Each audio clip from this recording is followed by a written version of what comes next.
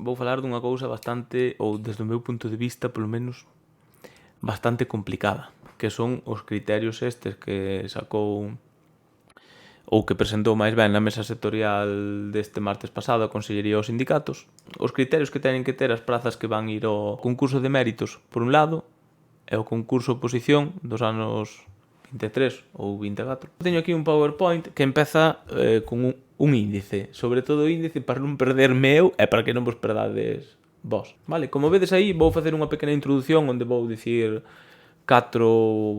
dúas cousas realmente que considero importantes antes de empezar co meollo da cuestión. Despois vou falar das prazas que se teñen que convocar, que principalmente son as do concurso de oposición e as do concurso de méritos, vale? Vou vos falar dos criterios das prazas a convocar e fixadevos que teño posto primeiro unhas consideracións xerais, que son dúas cousas que vos vou contar, e depois vai haber uns criterios para as prazas do concurso de méritos segundo a disposición adicional sexta da Lei 2021. E tamén hai outros criterios a maiores segundo a disposición adicional octava desta Lei 2021. E despois vou vos falar tamén, lóxicamente, dos criterios das prazas do concurso oposición. Vale? Por un lado, o concurso de méritos, prazas, por outro lado, criterios das prazas do concurso oposición. Despois, vou vos dar outra información de interese relacionada con isto dos criterios e despois as conclusións de todo isto que eu saco, persoais, e a miña opinión sobre se pode haber moitas prazas nun concurso de méritos, se pode haber moitas no concurso de oposición ou todo isto. E feita esta introducción, vou pasar co das prazas a convocar. Isto vai vos soar, vale? Eu penso que é o máis fácil de todo o que ven a continuación. A ver, as prazas a convocar nas ofertas de emprego público dos anos que veñen agora, con este sistema, xa sabedes, o novo Real Decreto que se está modificando e todo isto, tedes varios vídeos na canle de YouTube, vai haber, por un lado, prazas para un concurso oposición, vale? Este concurso oposición está regulado polo artigo 2 desa lei da que vos falaba antes, que é a Lei 2021. Este artigo 2 o que di, o que regula, máis ben, é que se deben ofertar todas as prazas estruturais ocupadas de forma temporal nos 3 anos anteriores a decembro de 2020, que é o mesmo que dicir desde xaneiro do 2018.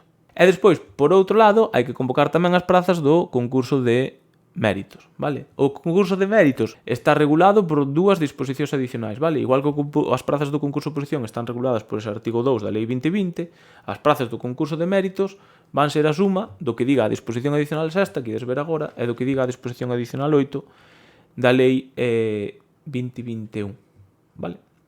Entón, que di a disposición adicional número sexta?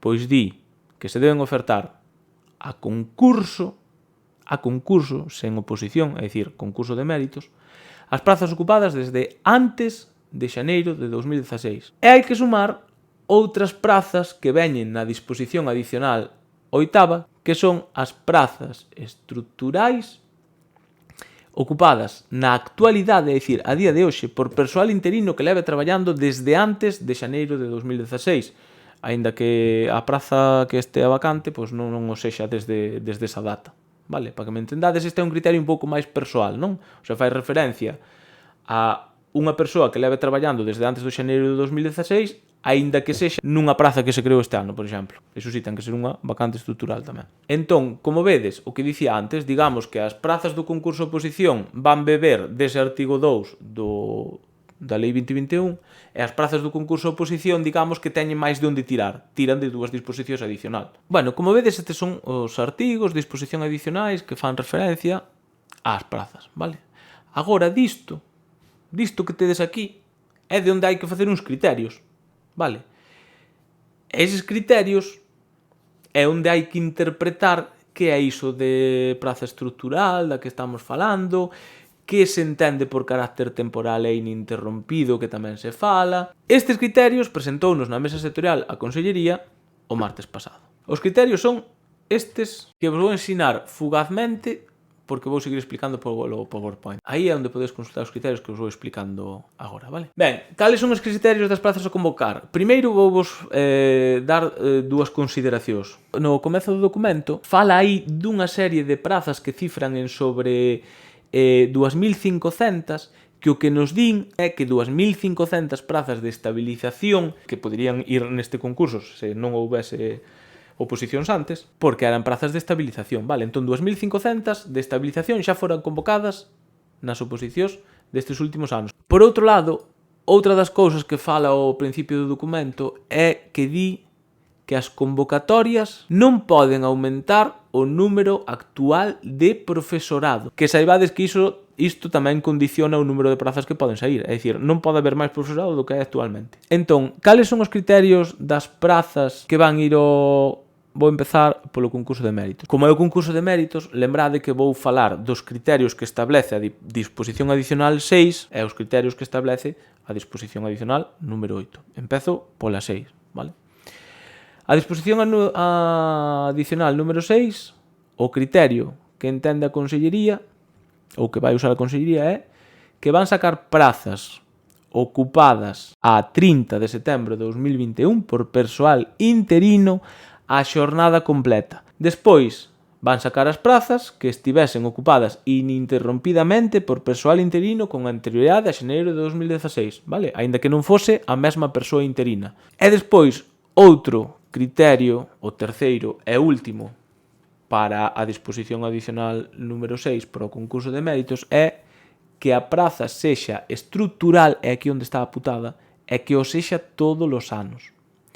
Que implica isto? Que o sexa todos os anos implica unha reducción de prazas. O que debe ser estrutural é este ano, por exemplo, pero non todos os anos anteriores, porque entón hai moitas que se van perder. E estes son os 3 criterios que van ter as prazas que vayan a concurso de méritos segundo a disposición adicional número 6, vale? E agora imos ca disposición adicional número 8. A disposición adicional número 8 falaba das prazas ocupadas actualmente, e lóxicamente a Consellería, un dos criterios é que a praza estea ocupada actualmente por persoal interino e outra vez a xornada completa, vale? Outro criterio vai ser o mesmo de antes, que a persoa interino que a desempeña veña prestando servizos en calquera praza interrompidamente con anterioridade do 1 do 2016, vale? Aínda que sexa en distintas especialidades ou en distintos corpos. O outro criterio sería o de estrutural. Despois se engaden que a praza non este incorporada ao concurso de méritos pola disposición adicional sexta e despois, por último, que as prazas non teñen que ser temporais desde 2016. É dicir, este é un criterio máis persoal, refírese a unha persoa que actualmente é interina, que leva traballando desde antes de xaneiro de 2016, aínda que sexa unha praza que se creou pois hai 2 anos. É que non sexa esa praza anterior a 1 de xaneiro de 2016, vale? Aquí digamos que o que ten que ser anterior a 1 de xaneiro de 2016 é a persoa. É que este ano estea nunha praza estrutural. E estas prazas son as que van ir ao concurso de méritos. Vale, agora imos cos criterios das prazas que van ir ao concurso de oposición. Lóxicamente, o primeiro vai ser que a praza este ocupada a 30 de setembro de 2021 por persoal interino a xornada completa, vale? Despois que a praza estivese ocupada ininterrompidamente por persoal interino con anterioridade a xaneiro de 2018, o que falamos xa na disposición no artigo 2 da lei, é dicir, é o mesmo de antes. En terceiro lugar, que a praza non este incorporada, isto é moi importante. Fixadevos que di que a praza non este, o criterio é que a praza non este incorporada ao concurso de méritos pola disposición adicional sexta. Pero é que a continuación tamén di que a praza non estea incorporada ao concurso de méritos pola disposición adicional oitava. Isto que quere dicir? Con estes criterios vedes que hai prazas que poderían ir pois, a un sitio ou a outro. Entón, con este criterio que están facendo é darlle prioridade para que as prazas vayan para o concurso de méritos. Vale?